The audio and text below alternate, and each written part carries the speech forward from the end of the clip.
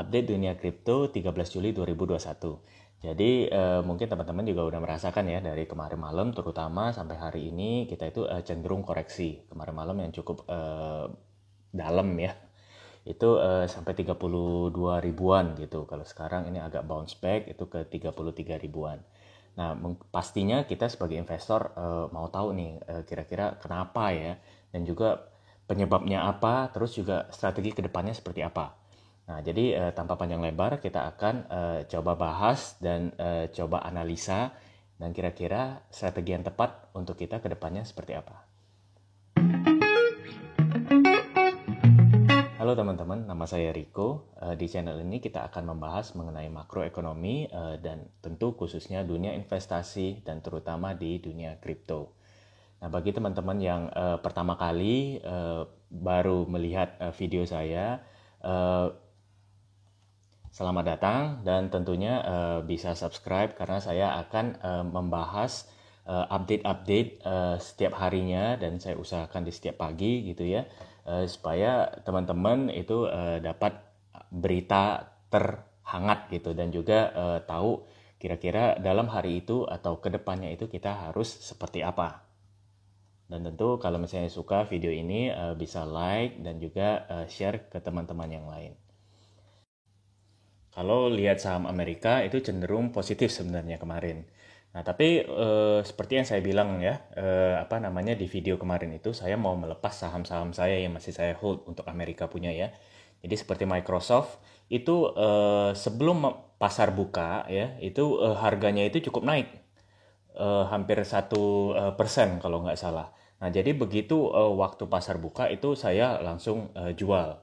Nah, dan benar saja memang di penutupan pun minus 0,22% gitu ya.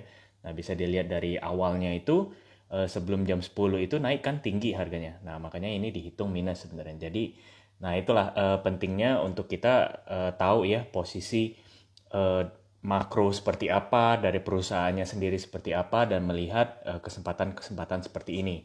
Jadi bukannya kita malah rugi, tapi kita untung gitu. Nah, yang pertama itu yang akan kita bahas itu pertama tentunya Grayscale Unlock ya.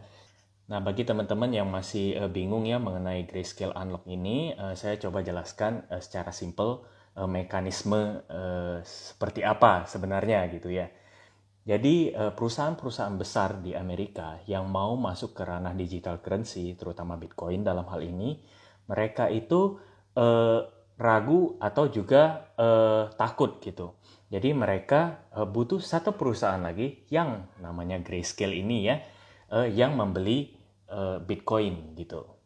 Nah, jadi perusahaan-perusahaan ini tinggal beli saham Grayscale atau GBTC ya dalam hal ini. Dan yang membeli Bitcoinnya di spot atau di exchange itu adalah Grayscale. Nah, jadi harganya itu mungkin berbeda. Nah, itu yang disebut dengan premi. Jadi harganya itu belum tentu sama dengan harga Bitcoin gitu ya. Karena tergantung supply dan demand juga gitu.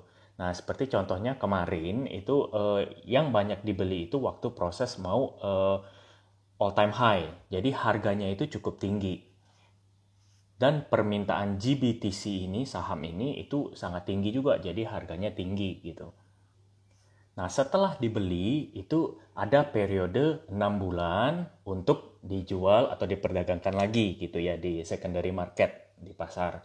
Nah, jadi mereka nggak bisa langsung beli dan jual dalam hal itu gitu. Nah, tapi yang perlu diingat, yang diperdagangkan itu adalah sahamnya, GBTC-nya.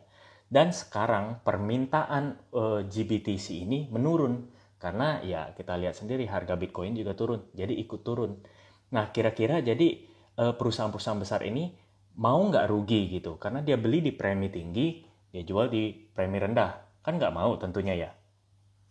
Tapi kenapa bisa harga BTC kemungkinan drop?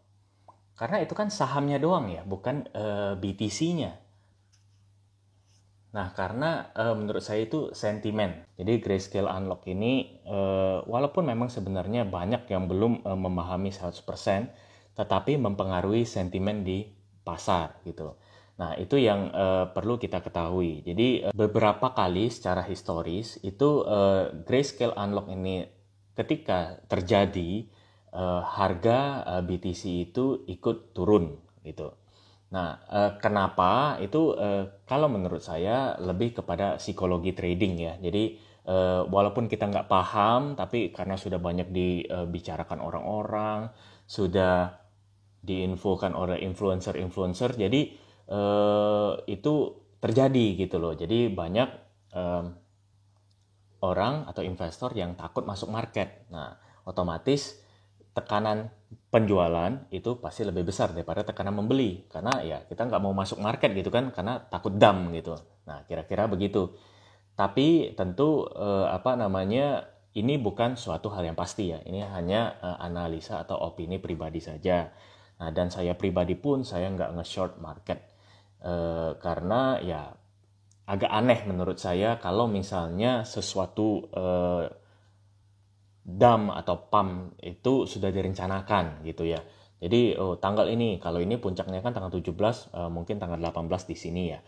Nah itu unlocknya besar-besaran jumlahnya gitu kan. Wah ini pasti dam besar-besaran misalnya. Nah kan agak aneh ya. Jadi menurut saya whale juga nggak segitu begonya dalam tanda kutip gitu. Untuk ngedam di suatu event yang sudah diharapkan oleh semua orang. Nah, makanya saya nggak mau ambil posisi karena bisa jadi malahan terbalik gitu ya, berbalik arah. Nah, wah itu sangat bahaya sekali.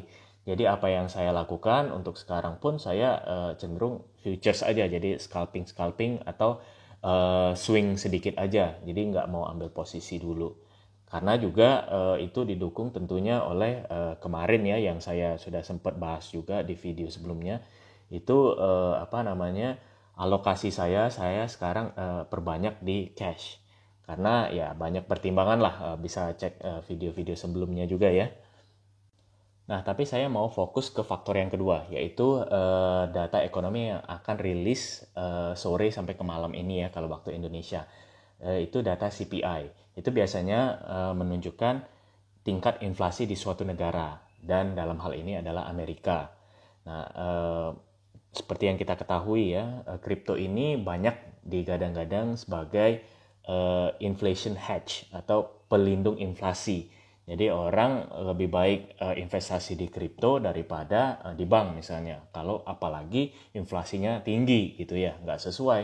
Kalau kita invest di deposito misalnya di bank kita dapat berapa persen bunganya, ternyata inflasi lebih besar kan berarti kita kehilangan uang dong. Nah, tapi kripto kan sebagai investasi yang high risk dan juga menunjukkan gain yang cukup bagus dalam year to year ya. Itu dijadikan escape gitu. Jadi tempat orang berinvestasi kalau inflasinya tinggi. Nah, kalau kita misalnya lihat data ini setiap pertengahan bulan ya, misalnya April, Mei, itu kita lihat cek juga harga BTC itu cenderung setelah pengumuman ini selesai gitu, harga BTC itu akan koreksi. Entah mungkin nggak langsung, mungkin besok-besoknya atau seperti apa, tapi kita bisa lihat ya di pertengahan April koreksi. Mei ya koreksi paling dalam lah karena ya itu juga tentu salah satu faktor aja karena ada faktor yang lain seperti Elon Musk, China FUD segala macam ya. Nah, tapi ini kan berarti menjadi pandangan kita juga gitu ya, mungkin kedepannya akan terjadi seperti ini dan malah kemarin pun sudah koreksi gitu walaupun datanya belum keluar. Nah nanti data keluar seperti apa gitu kan. Nah kita tentu harus melihat dulu datanya itu seperti apa. Kalau misalnya memang datanya nggak sesuai ekspektasi, entah di bawah ekspektasi inflasinya atau lebih tinggi daripada ekspektasi, nah itu kan dampak ke market beda ya. Nah, saya usahakan akan update juga karena di YouTube saya ini saya sudah lihat ada fitur short ya. Jadi saya bisa update cepet gitu ya dan juga itu lebih kayak lebih gampang lah gitu. Jadi teman-teman juga langsung dapat update-nya lebih real time daripada saya harus edit-edit seperti ini kan ya. Ini agak memakan waktu jujur aja. Nah, jadi saya usahakan nanti begitu dapat datanya saya analisa sedikit, ya saya update ke teman-teman. Nah, kedua hal ini akan menjadi update kita ya, terutama untuk hari ini itu penting sekali. Jadi bagi teman-teman yang ragu-ragu untuk masuk ke market eh, atau yang memang lebih berpikir wah ini akan pasti dump atau bagaimana, saya sarankan coba do your own research ya, pastinya coba apa namanya analisa lagi. Kalau saya jujur saya nggak mau masuk market dulu. Kalaupun apa namanya mau masuk, saya pasti cuman dengan alokasi kecil dan dengan futures aja gitu ya, scalping dan swing seperti yang saya bilang tadi. Nah, semoga ini menjadi masukan bagi teman-teman juga ya.